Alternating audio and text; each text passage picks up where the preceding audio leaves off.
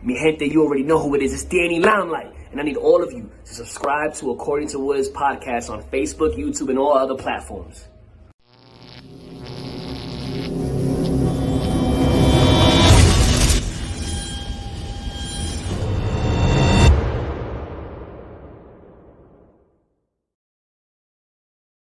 What's good, party people? This is According to Woods, and I have the honor and privilege of talking to my friend. He is a military veteran. He is a comedian. He's a MMA fighter, as well as producer of a hot new holiday movie on Lifetime TV called the Christmas High Note. He's the one and only Stu Kosh. Stu, what's going on, bro?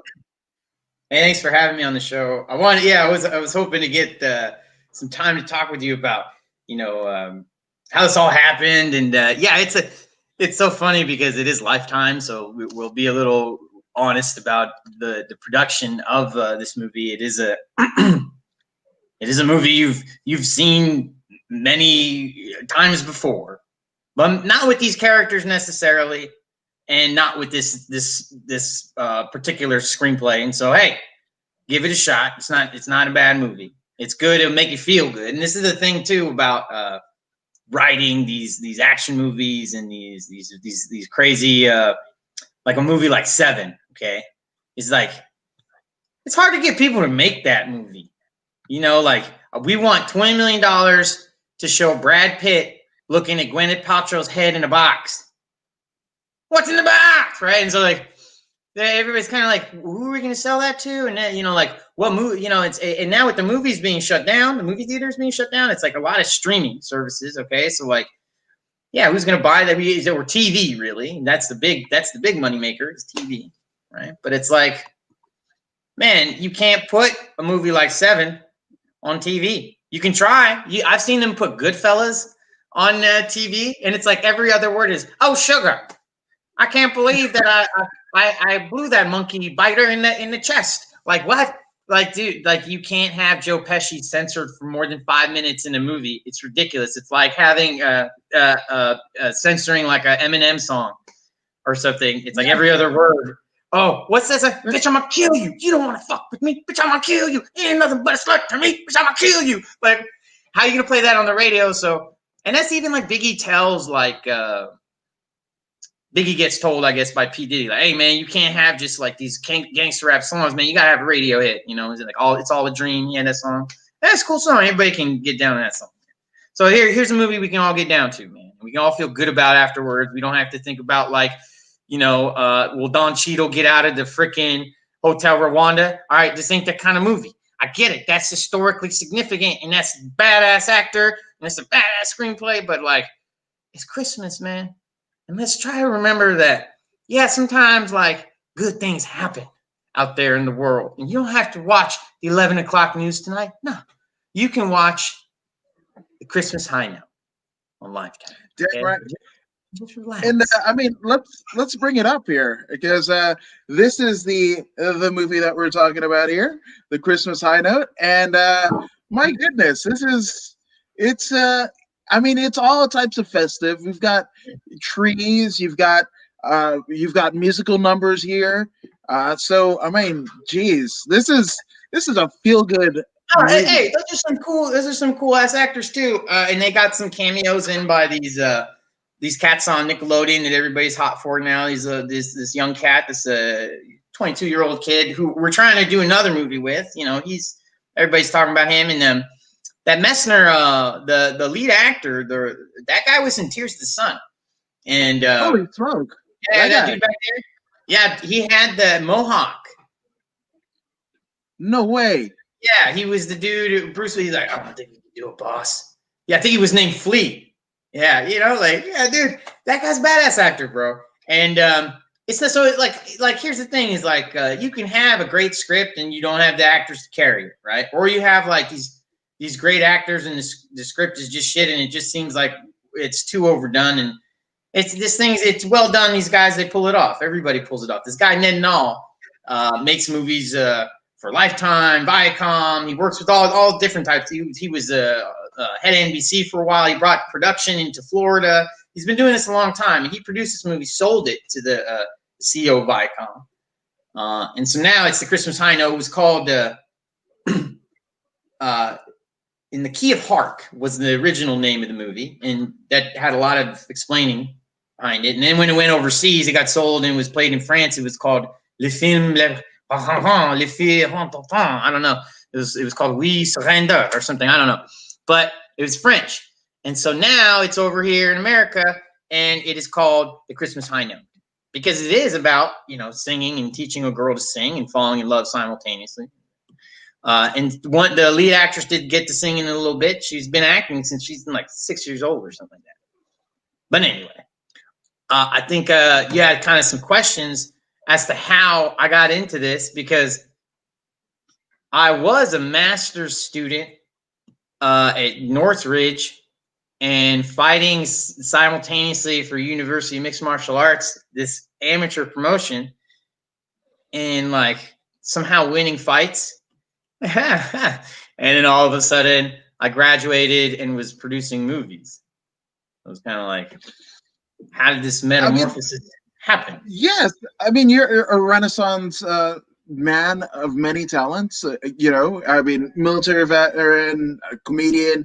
I mean, and you have MMA. It's crazy because I co-host a show with Voodoo Maximus Pius Danilo Lobo, who is former U of MMA, MMA champion. Evil, bro. That guy is sick. Is he still fighting? I thought he was undefeated for like 2-0 or something, and then I haven't followed him since though. I don't know. What's he So we actually do a show. A crazy thing with Pius is he actually started MMA at 35. So he was already, and this is something that, I'm not speaking out of school. Like he was just like, I've only got like a short window of time to do this, and I'm a lifelong martial artist. So, that's what he did, and earned himself a champion. But I think his last fight was at, that kind of highfalutin, I think it's Smash Global, right, in Hollywood, where they have all the white tie affairs and the $2,000, per person plates and everything like that. He actually fought for that promotion and like spinning elbowed this dude and like knocked him to another dimension. And he was just like, at that point, he was just like, yes, I'm a student of martial arts. I will always be. I will always love it and train it. But actually competing, like, this is what I can do. I don't want to do it anymore. So he retired with a win. What the hell? So he basically like killed somebody and was like, I want to kill people. Yeah.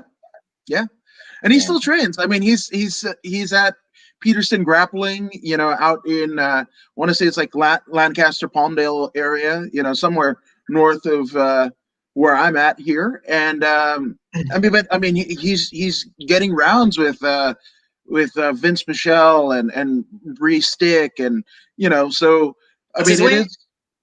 Pardon? 145. It was like 145, wasn't it? I think something like that. I know it was it was either feather or bantam, one of those for sure. Yeah, there's a lot of featherweights now that are like, you know what? I think you should retire after that spinning elbow. You know what? Why don't you sit this out, buddy? We get where you're coming from. We'll be all right without you. There's a lot of featherweights now who are like, he's retiring. Oof.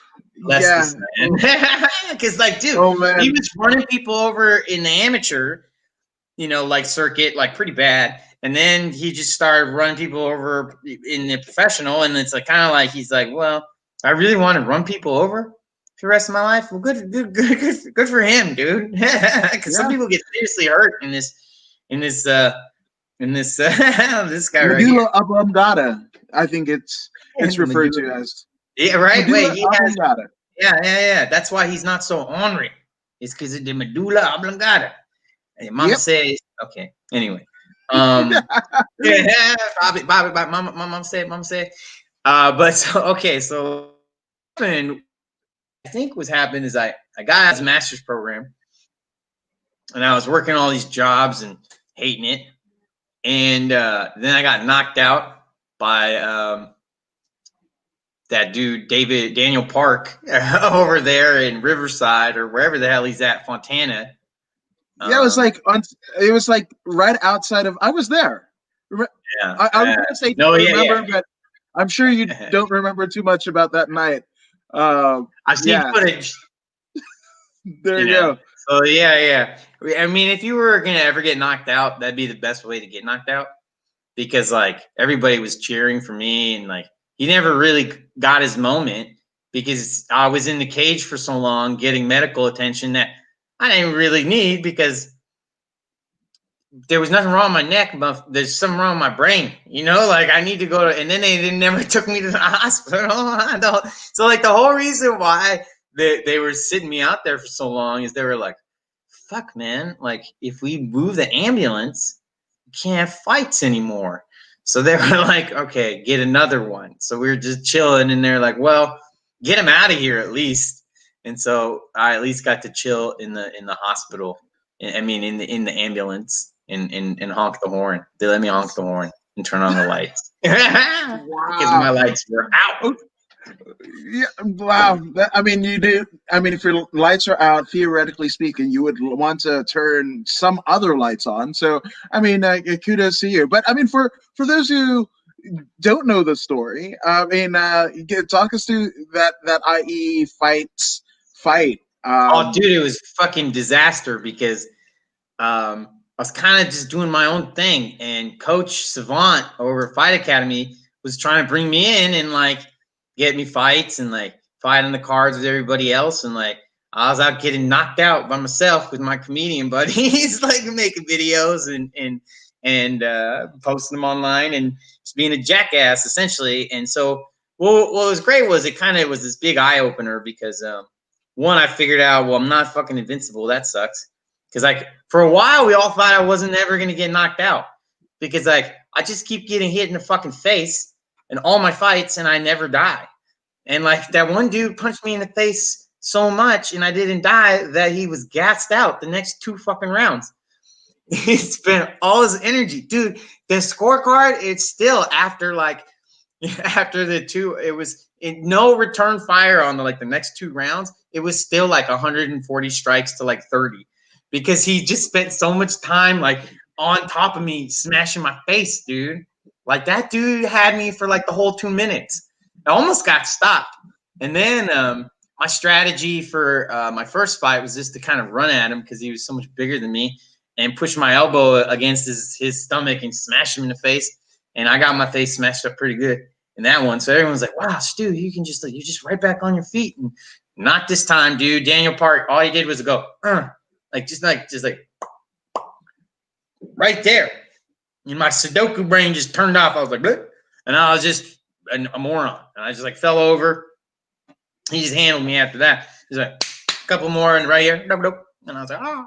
My mouth guard came out. and then I was like shaking, I mean, I wasn't trying to shake, that wasn't me. Like, all right, now we got to start shaking. My brain was like, fuck it.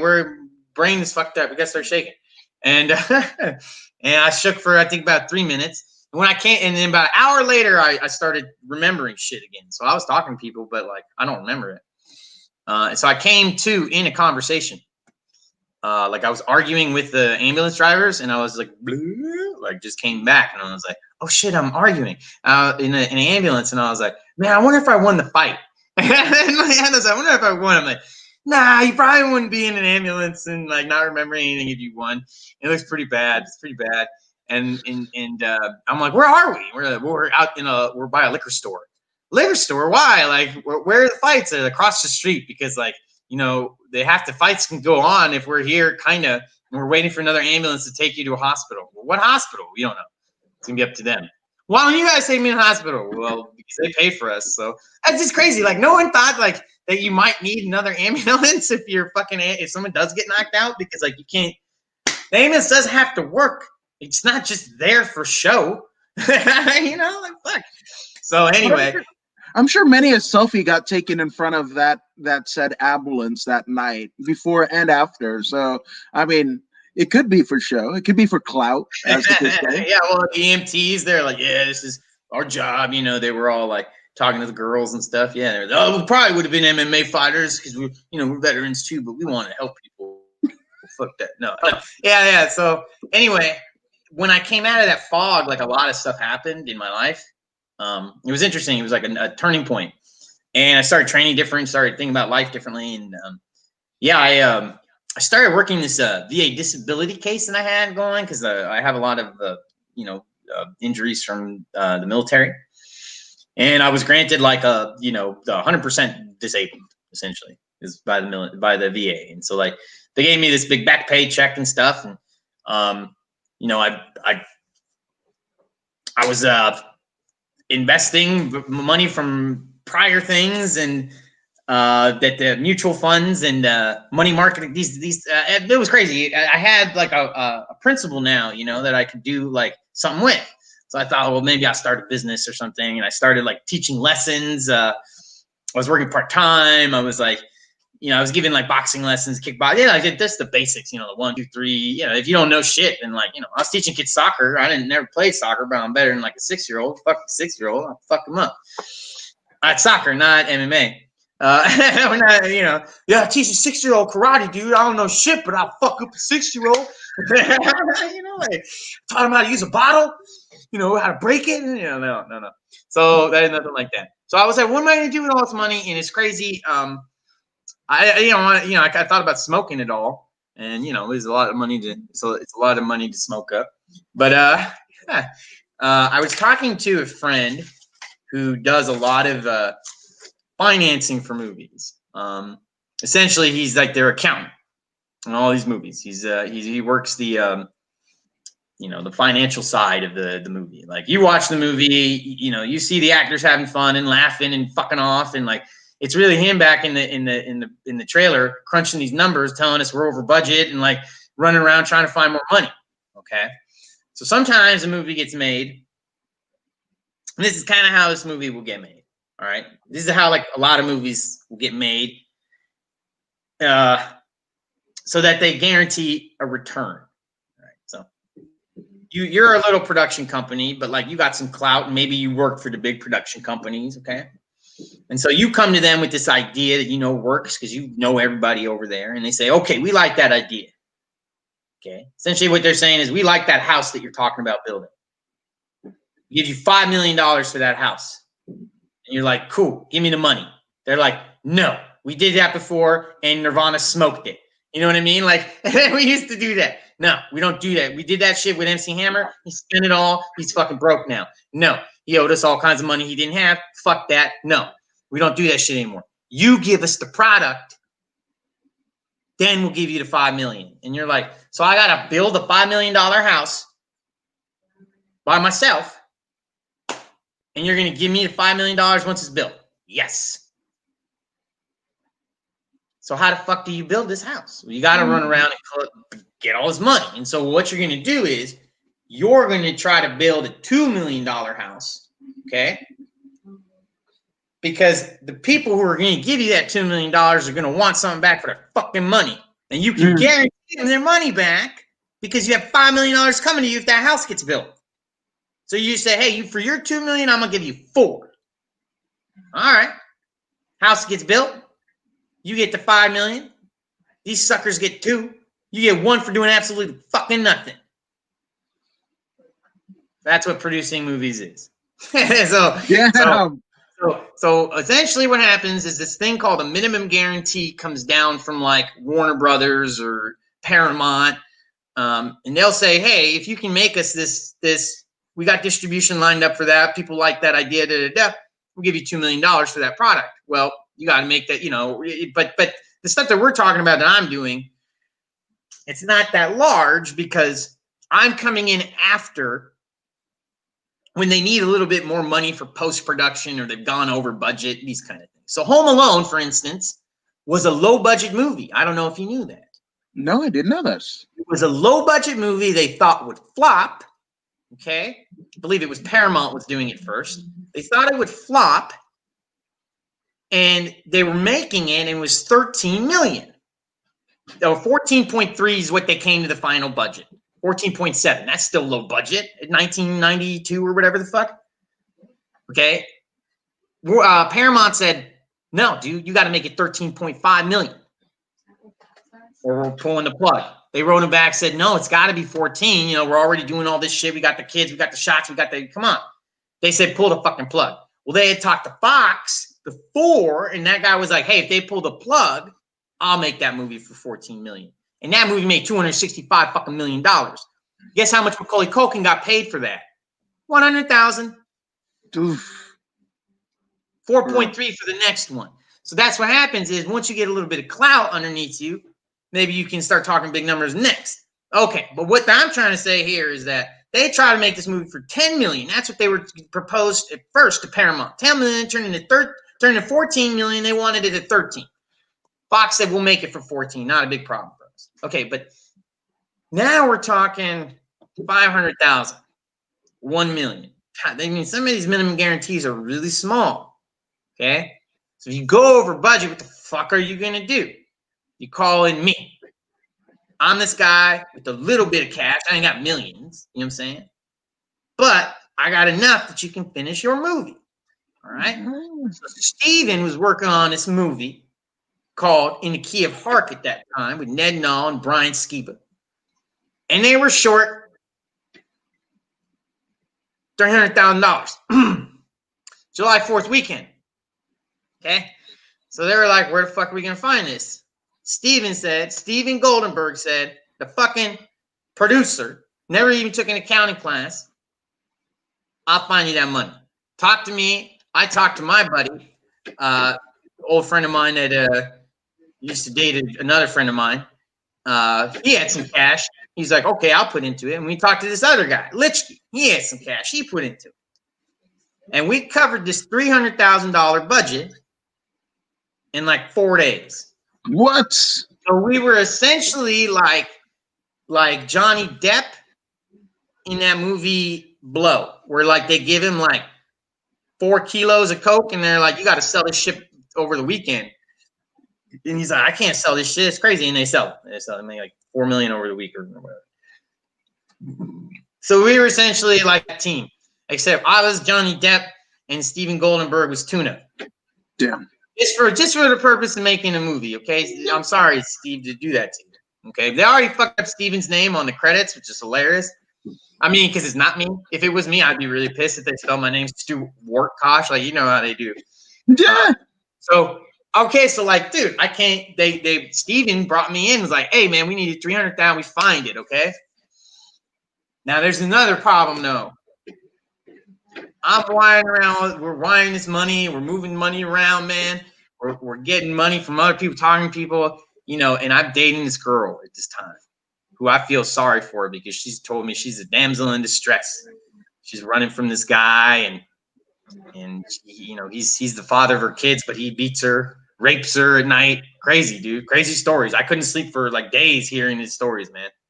Turns out she was running all right. But from the long arm of the law, that girl who's in that movie had felony warrants for embezzlement.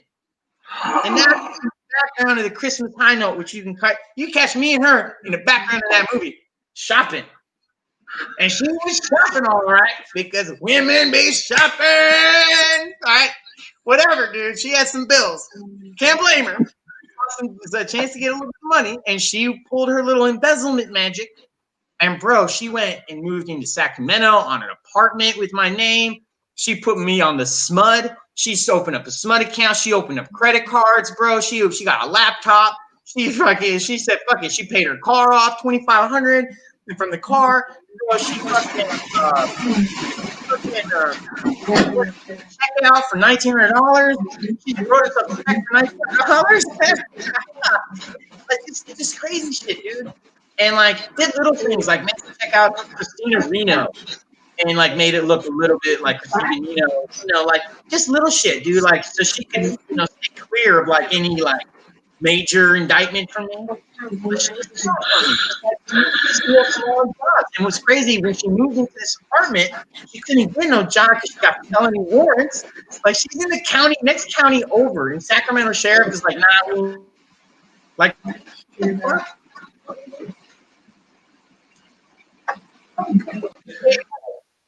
under like a false name, some craziness. I don't even know how she got the job, bro. Well, they figured it out. She quit the job. That employer reached out to me because I think she fucking looked up like a reference or something. You know, her saw me on the smut bill. I don't know. And he's like, "Where is this girl?" And I'm like, "Why? She embezzle money from you too?" And he's like, "I'm out." He blocks me on Facebook. He owns payroll like agency kind of fucking thing. Like what for medical practices and dude, like she was embezzling money from all of them, dude. Like just time now, still warrants from like a couple years ago, and now he's just racking up new warrants, bro. Like just fuck it, and dude.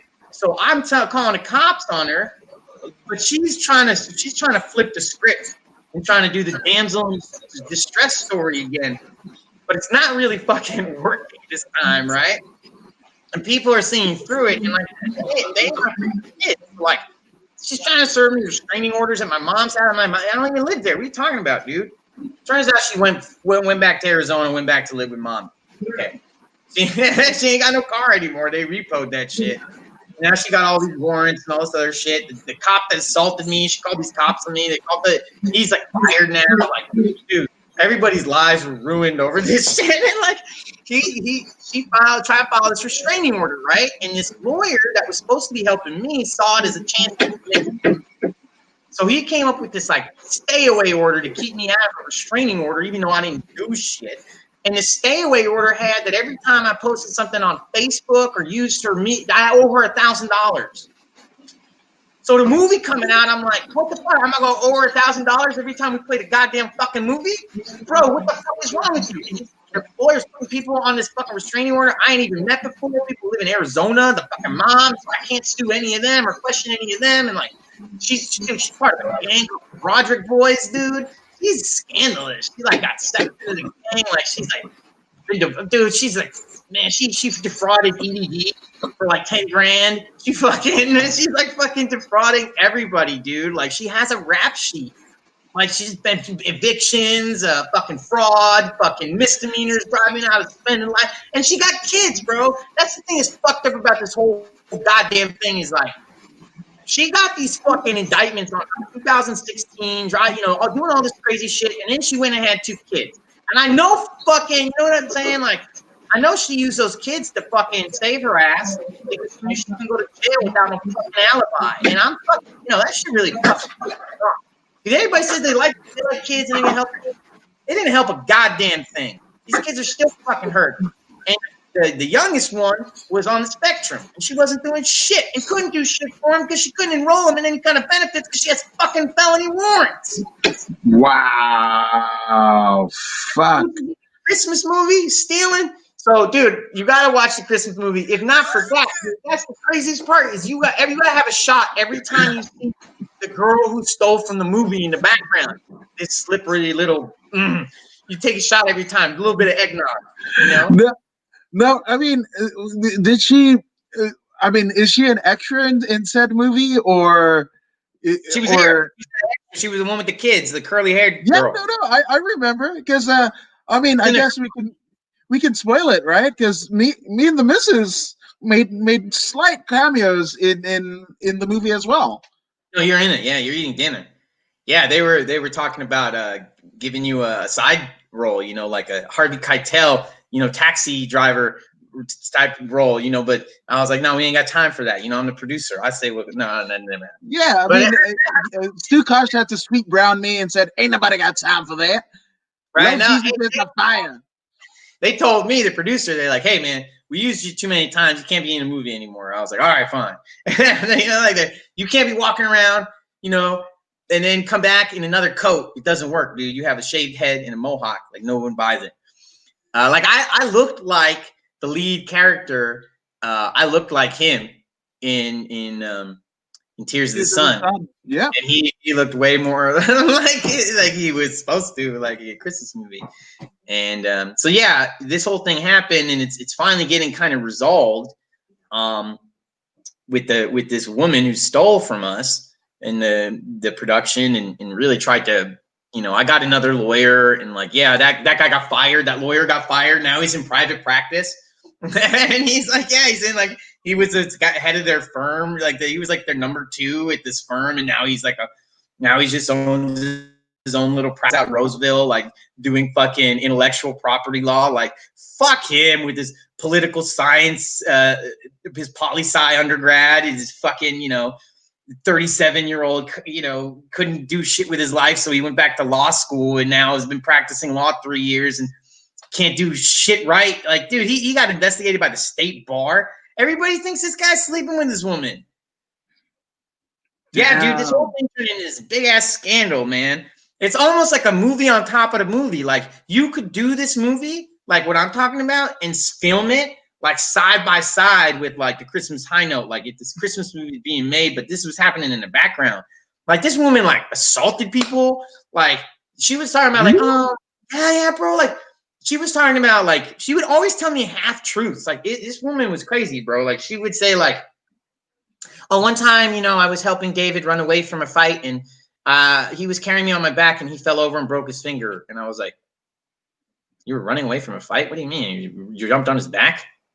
Why would you have to jump on his back? No, here's what really happened.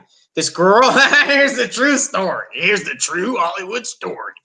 This girl was trying to fight her and her cousins and David Dazzo does this all. These are all the little gangsters that run in this gang called the Broderick Boys that literally have an injunction filed against them by Yolo County. District attorney knows about them. Yeah, they're huge in West Sacramento, or used to be.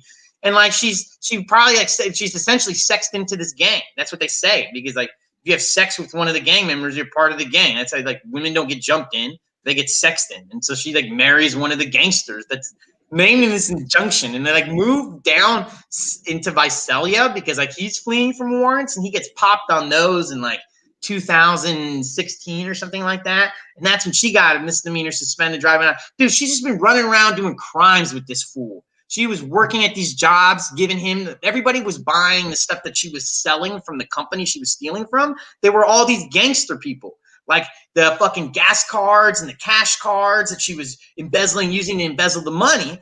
She couldn't just take cash out. She had to buy these cards and then like sell those. Like they were all the gangster friends, and like, dude, she still gets, I know they trade numbers. Dude, this whole thing is fucking shady. Like, she just ran around with this dude for 10 years just doing shady shit in Fresno. And then they came back here and he got pinched. And he was in jail. And then he socked her. He, like, beat her up one night. And the cops came and, like, because, like, she called the cops on him and then slept with him. And then the next day the cops, dude, she's just a scandalous, like, prostitute, dude. She's just, like, not a good person. And, she had kids with him too. Like, why would you have kids with a psycho person?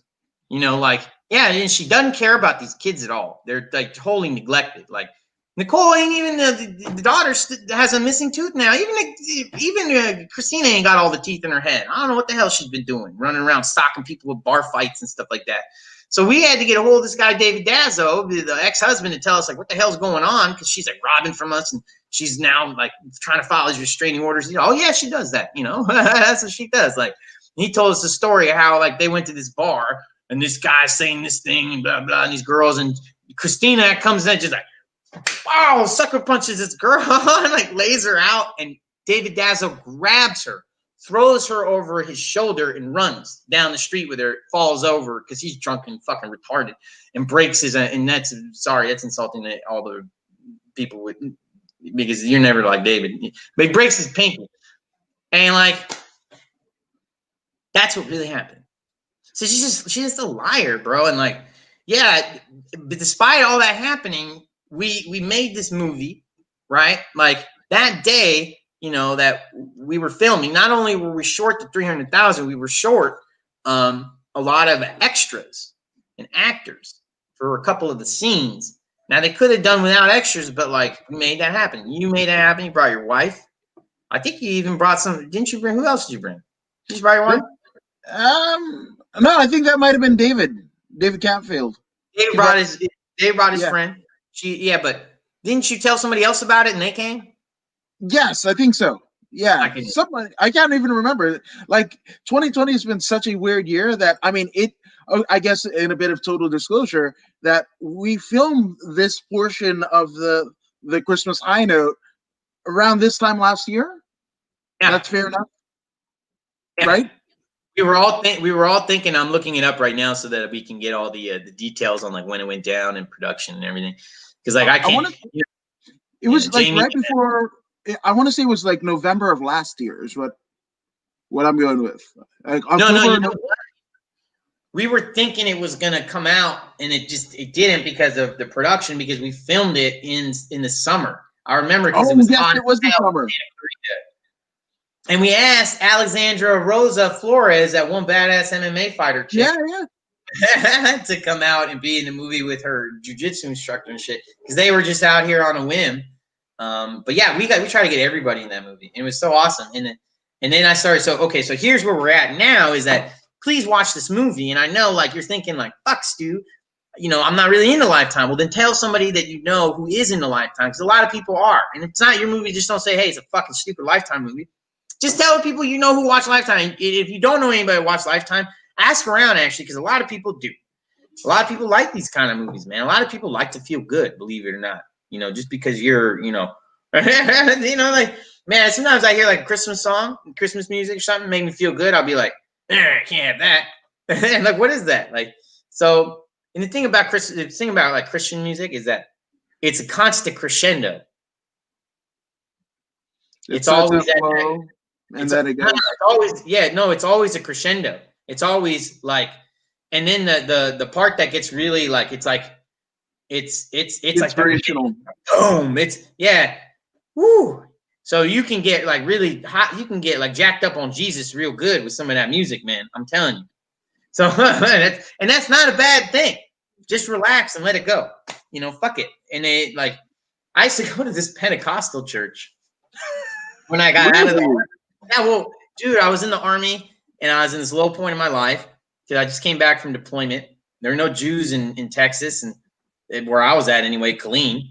And I was like, well, these Pentecostals are kind of just as crazy as Jewish people. Fuck it. And I went and I fucking Pentecostal, man. They straight up, they dressed and everything just like the little Hasidic Jews that I rolled with out in Sacramento. So I was like, all right, cool, they're cool. Like, fuck it, I'll be over here with them. Dude, I went to a sin burning. You ever been to a sin burning? No, I mean, my people don't do well with people grabbing around and burning shit, because usually it's us. But anyway. Yeah. You got to burn stuff with white people. White people burn things. They got a lot of shit that they can burn. And it feels good to them to burn it, like they're giving up something. You know, like, these are my CDs. There's Tupac CDs, and this is hell music. This is demon music. I'm burning it. And they'll burn it in the thing. Badass albums, too. I was almost like, fuck. Put this fire out. Hold on a second. I think I saw some fucking Zeppelin in there, dude. Someone throwing out a fucking Jimi Hendrix album. Fuck you. Whoa, hold on a second. Exactly. I've been out. Jimi Hendrix album that he threw up on as he was dying. Fuck that devil music. Threw that shit in there. I was like, man, fuck you. You know, that's fighting shit right there. They're actually burning, you know, in this garbage can, like all their CDs and all their shirts and all their clothes that weren't like, you know, holy. And I went to that. I didn't really have like a whole lot of shit to burn. I don't buy a lot of things. I'm Jewish, man. Jews are, that's what I'm saying. I was like, okay, these people are kind of like trying to convert to Judaism. That's how I saw it. And it's funny because what do you have? Jews for Jesus. It's like these people who kind of like, they're like, hey, man, this Jesus thing is kind of, did you know he was Jewish? Yeah. Yeah. What about this Jewish people? Now, hold on a second. They got some good things there too, but I like this Jesus fella. I want this Judaism and this Jesus fella. Well, you can have that, by golly. And you can have yourself a beautiful Christmas evening by watching the Christmas High Note on Friday at 8 p.m. Okay? Now, look, the reason I keep plugging this goddamn movie is we're trying to make more movies. And if nobody watches the movies that I'm producing now, then why would they watch the ones that I make my own? Okay? And so we're trying to just kind of build our name. Because look, I'm using people like my boy Adam Woods, my buddy David Canfield, my buddy Edwin Lee. You know, this is Steven Goldenberg. What do you think? You think Steven Goldberg lives in a mansion in Beverly Hills? No. He lives in a fucked up studio apartment in North Hollywood. No, I'm joking. He doesn't live in a fucked up studio. I used to, though. But he does very modest in the San Fernando Valley. He's not a big time, you know, like taking all your money. We already, all of us got paid from this. We want people to watch our product. You know, we don't want to make a movie and just sit on a fucking shelf. You know what I'm saying? But check this out. This movie got sold to the CEO of Viacom. Remember that shit? Viacom. Viacom. So CEO of Viacom, she's big shit now. Big shit. Yeah. Little shit, big shit. She big shit. And she wants development ideas. She's like, hey, what kind of ideas do you have for Idris Elba and John Leguizamo? And we got two badass ideas for both those people. Now I'm gonna tell you the Idris Elba one just because this is the one I'm most excited about because it has to do with my father. And there's a picture in my house that's a portrait. It's a family portrait. I'll show you. And it's fictional in that the setting isn't, the setting never happened. We were never there at the airport with my father, right? But my father was in Zaire with the State Department when I was a kid growing up. My first language was Lingala. I was in Zaire, Kinshasa. We were with Mobutu trying to fight the communists. Okay. We were there at the embassy. He was the doctor there, the circuit runner for the State Department. There is a portrait that was made for us that sat in my back, in the back of the house, like by the garage. And it's my father coming out of a plane, waving to a white family with a couple Latin kids and a little Jewish girl. It was my brother, myself, and my sister. My little brother hadn't been born yet, and my mom. And this was based on like clothes we actually have, and because the artist took a picture of us and painted us in here with clothes we actually owned and everything. Okay, this painting was given to my father in like 1986 or some shit. It's been sitting on this wall for fucking 30 years. I reached out to somebody in Africa because it turns out the painting was drawn by this guy named Moki. Moki is this famous Congolese artist who became renowned for depicting that era in that area of the world, what Kinshasa looked like as it was becoming westernized and before, etc. And one of these scenes he has is an expertite, or whatever you call it, because we're living in another country in this compound, etc. Not citizens of India or Zaire or Kinshasa, where we were, New Delhi, India, or Zaire, Kinshasa, but just like diplomats, essentially, coming off a plane, and it's my father. I pitched this as a development idea for Idris Elba, that he's the doctor working for the State Department in the 80s. And he kind of liked it. And the thing about this movie idea is that it's based off a picture that just got donated to the Crocker Art Museum. 3 more paintings got donated to the New York MoMA. Whoa. He's actually a very renowned artist. And that picture that was sitting in the garage, sitting by the garage for 30 years, that nobody managed to knock over or tear or destroy. We walked by it every day, often with our bags and like barely missing it, scraping it. Nothing ever happened to it. That thing got appraised for several $1,000s. Damn. So this is a huge, huge idea that I would like Idris Elba to entertain, is that we'll go a little further and just say that Idris Elba works for the CIA. And that's not my father's story. But Loosely based. Idris Elba is a circuit runner for the State Department who's actually in the CIA, who is a doctor simultaneously.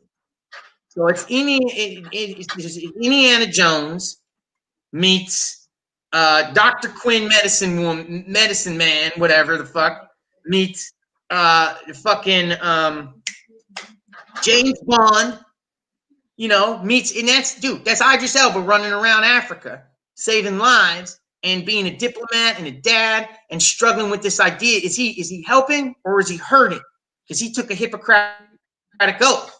So maybe even the first episode is this guy working in this embassy, and a captain comes in, a Marine Corps captain comes in with the kid who's blown his hand off with some fireworks.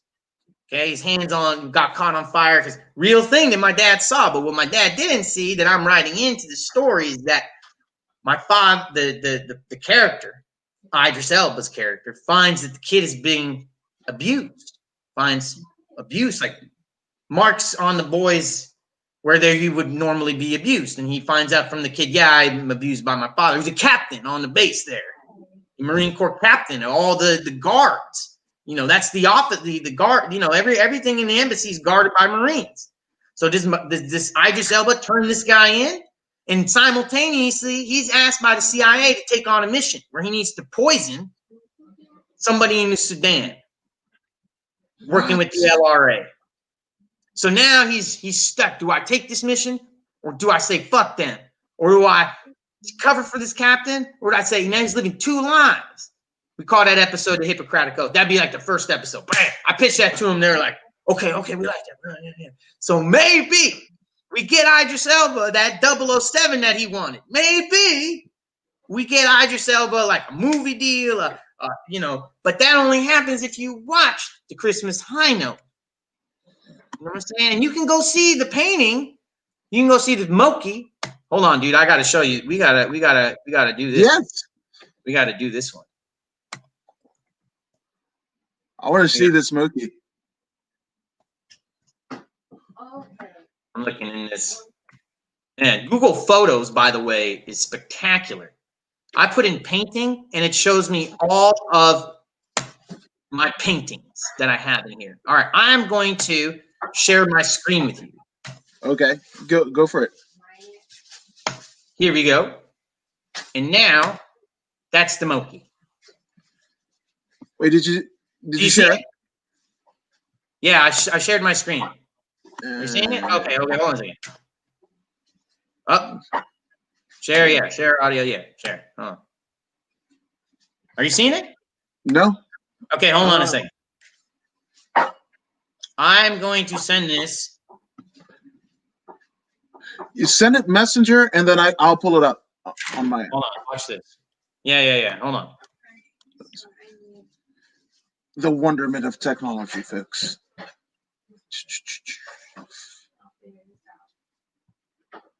Dude, this is crazy. All right, watch this. That's the portrait that's sat. Wow. Look at that. And do my dad, he kind of looks black. Kind of. I'm just saying, he could be your brother. He could pass. That's him right there. That's Idris Elba. Look at it. Yeah, I'm just saying. Hey, buddy, my name's Idris Elba, and I'm here to save the day. Moki. And there's people who are like, man, fuck you. Get the hell out of fucking Zaire, motherfucker. And then, yeah, fuck you. And then there's like these kids. Oh, shit, David, let's get the fuck out of here. I'm Jewish. I'm a Jewish old lady. What am I doing here? And then there's my brother. Look at him. Look at this Costa Rican ass. He's a doctor in Costa Rica. He's like, what the hell am I doing in Africa, motherfucker? And then there's my stupid ass, Forrest Gump looking ass. Look at that shit. That's great. What the hell am I doing? And then there's my sister just jogging around. And look, that's how I figured it out.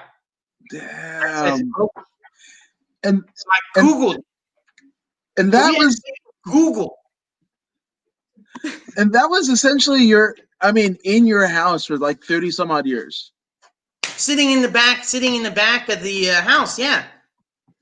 It was sitting in the back of the house, just collecting dust, dude.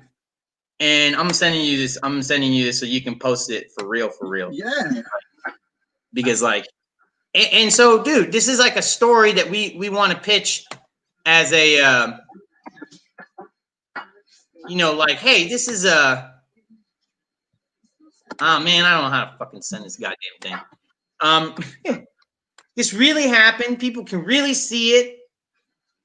you know, and they can go, you know, I can't find it. I'll fucking send it to you when you post this. We'll post the picture of the Moki so people can see, you know, when they watch it or something, because it's just too crazy, man. I don't know if you have this problem when you download something. Where the fuck does it? Sometimes it goes in some file. I'm like, wow, why the fuck did you go there? Oh no, 100%. It happens like literally all the fucking time to me. I'm like, fucking wizards in Silicon Valley, now Austin, Texas, and or Florida, because you know they're dissolving Silicon Valley. So it's such a pain in the ass. I think I almost got it though. Nope, I can't do it that way, dude. It's so funny. Here, I'll put it in a comment on our page. Yeah, and it'll be there. Send it through Messenger, because I can download it from Messenger and then pull it up. I'll even email it to you. Yeah, but yeah, we're really excited about possibilities with Nednall and Viacom. You know, she's not the head of Viacom anymore. Well, yeah, I'm sorry, she's the head of Viacom now, and it's the but they have Ion TV and all these places, all these Hallmark and Lifetime and all these. Yeah. I got it. Got it. The wonderments of the internet. Let's see. Yeah. Think about it. Like, let's think about some of the people that we know as like badass directors. Okay. Some of them made horrible movies starting out. Yeah. No, maybe even movies that weren't specific to their genre. Absolutely. And this isn't necessarily like my genre, but I have some ideas for some romance movies. But I think this is worth watching, and it'll help us out just to spread the word that this ain't your thing. Fine, but it's not horrible. It's not a horrible, unwatchable film that made for a couple bucks. You know, this is a good, you know, nice, wholesome family picture. You don't have to worry about boobies popping out or something, and you know you gotta do that, or earmuffs. You gotta do none of that. Just sit and watch. It's like the Amish, and they don't even have television or electricity. Yeah, the Amish go out to the bar just to watch the Christmas High Note every day. They've been going. It's destroyed the whole Amish economy. They now just sell. The Mennonites and the Jesuits and all them jazzy folks and everything. But I mean, while we've got the laugh break on, here is the photo, the Moki photo with a young Stuart Kosh, Dr. Kosh, and like, this is crazy. You can see that there's a lot of my dad is very tan in this picture. He's got a good golden coat. But more important, I think, is Barry, my brother's face, Barry, who is the guy in the red shirt. Yeah, Barry had that shirt for quite a while. I think I remember that dress Cillia's wearing. But you can see Moki 86. So look, we had to wait for the internet to come out, essentially, to figure out who that guy was. And we had to what's it called? Find out that was worth Googling, you know? Wow. You're a part of history. Like, whether you knew it or not. Like, that's so dope. The coolest part about it is that it's going into a museum, you know what I mean? It's going into the Crocker Art Museum. And then I'll send you a link to the article of the other Mokis. And so this thing, look at it. It's never been really damaged. It looks impeccable, yeah. And like, dude, that's by the fucking washer and dryer. Wow. It's that by a washer. There's even a hole in the roof, like a small one, in my parents' house. And it's right by this painting. Wow.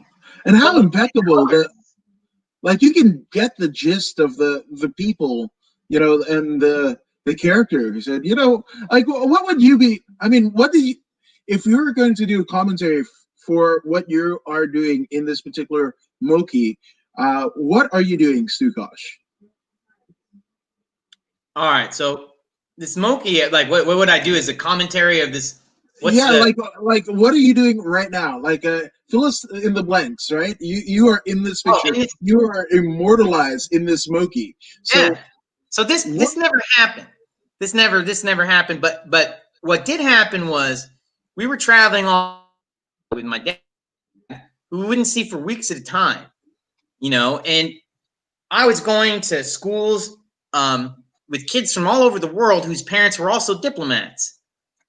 So it was very interesting. Like, I was exposed to a lot of different cultures. The Congolese, the Hindus in New Delhi, and a lot of different cultures. Even Christians and Muslims over there in India. A lot of different cultures. And it's kind of this movie about, here's me in this movie, in this setting, Africa. I never asked to be there, neither did my older brother. My sister's kind of like, these are my family, but like, remember, I'm adopted, and so is my older brother. So not only are we not in our own families, we're not in our own country, we're in a land far, far away. And so is dad. Like, you couldn't have, if this guy is supposed to be like laying low, you couldn't have picked the worst motherfucker. Like, what the fuck? This guy gets sunburned going to the fucking Las Vegas, walking down the strip, and they got him stationed in fucking Zaire for 3 years. I mean, would you think no one would notice this guy? He walks around a pocket protector, for Christ's sake. He looks like the lead character of Revenge of the Nerds. My God, and so like, we're trying to all assimilate. And meanwhile asking ourselves, what the fuck are we doing here? And I don't know if you look back in history, Mobutu is not that great of a guy. Kind of fled to Europe towards the end of this whole little regime there. Yeah. So did we do the right thing? I don't know. But look at what we did for the Mujahideen in Pakistan, which was also the 80s, which is right by India, which is where I live next. Wow. That's full circle, though. I mean, yeah, because I arrested those guys in Iraq. The Mujahideen. But again, all this doesn't get made if, nobody watches the Christmas High Note, right? That fantastic story all hinges on us here in North America and abroad watching the Lifetime production of the Christmas High Note. I want you to remember that before Philadelphia, Tom Hanks was the lead star of Bosom Buddies. Mm-hmm. Okay? You guys gave him a shot there. Just give me a shot. This Friday at 8 p.m. I don't think there's a better sell, man. And again, for an added caveat, not only will you see Stu in the background. Yes. Man, video. I was in the back. Yes. And a convicted, I don't think she's a felon, but definitely somebody with a long ass rap sheet. She's not convicted yet. Yet. But with your help watching this movie, perhaps we can get her behind bars. Yeah. And a little bit, if that doesn't do it for you, you might see Mr. and Mrs. Woods in the background in a couple of scenes too. So that's MMA. That's gonna help blow up amateur MMA. No. I'm saying, yeah. You want amateur? You want more fights? You want more comedy? You want more cool stuff that's like grassroots and from like where you're from? Well, then you gotta help the people where you're from, man. You can't, like, Adam Woods posting stuff. I know people posting stuff, man. Just be there, watch it. Please help contribute to your boys. Love you. Damn right. It is the Christmas High Note going down this Friday night on Lifetime TV at 8 p.m. Pacific Standard Time. Again, this is happening on Christmas. Why wouldn't you want to spend Christmas not watching a family movie that everyone else can watch? Literally. In your backyard. In your backyard. Not that backyard. I'm just saying. But Stu, before we get you out of here, I want you to get some shout outs out of the way, good sir, on people that have helped you out personally, professionally, and in this movie. Yeah, I want to give a shout out to Edwin Lee, David Camfield, Stephen Goldenberg, Lisa, I'm going to butcher your last name, Lisa Platinum Princess. You can see her. She's a director, actually. She's got her movies coming out as well. Horror Hotel. She's a director. I'll send you this stuff and link, and you can link it. I want to say, Ned, thank you very much for this opportunity, and let's get this next one made.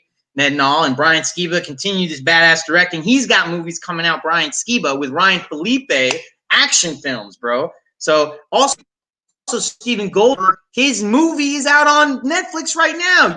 It's U2. It was the #2 movie on Netflix, like for the first week or something like that. Now it's like, number 5 or whatever, but you can't be #1 all week, baby. That's what I'm saying. But try to help me be #1, you know? Try to help me be #1 and Adam Williams be #1, and you can be a part of that process, man. I'll reach out to you. Damn right. And for those who haven't already done so, where can they find you on social media, Stu? The second is the one, Brian Skiba. What did I say? YouTube. That's like the. Oh, they can find me. You can find me in the club. You can find me on just Stu Kosh. Stu Kosh is just everywhere. STUKOSH. And my fights are online. I got Manic Stew is my little blog I have. I got, my stand-ups online. You watch me tell jokes.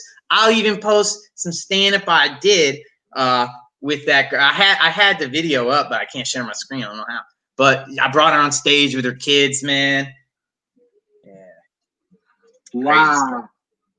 But you can watch that all on my Instagram feed in my website. So check it out. Damn right. I can't wait. And again, tomorrow, Christmas, or the day after Christmas, depending on where you are in the world, right? If you're in Fiji, this will come out the day after Christmas. But even still, you can catch it on some Sky Sports affiliate and what have you. But again, it is the Christmas high note on down on Lifetime in North America and other places in other places. But again, everywhere. It is a Christmas high note, and by you watching this said film right here with all of the bright and airy people, again, you will get a chance in making a film that's loosely based on Dr. Kosh's experiences in the other regions of Africa, again, and it all hinges on you watching this film. So again, I'm gonna watch it. You're gonna watch it, and let's get Stu paid. Let's get Stu paid because I think Big Freaking Rat. So stay tuned. That's a movie that I'm doing. I did with Churchill Productions. Winston Churchill's the director on that. Steven Goldberg also produced that. Brian Skiba, he's online. Check him out on the second. That's his movie. He directed that. He's directing Ryan Felipe. Hey, we're making these movies. Damn right we are, man. But again, thank you guys for watching us. Thank you, Stu, for joining us here at According to Woods. And if you haven't already done so, I warmly encourage you to like, share, and subscribe to the According to Woods podcast. Stu, you're subscribed, right? Yeah, I'm subscribed, man. Damn right he's subscribed. But again, if you don't take our word for it, here's pro wrestler Zeta Zhang. Hey, this is Zeta Zhang. Make sure you subscribe to According to Woods YouTube.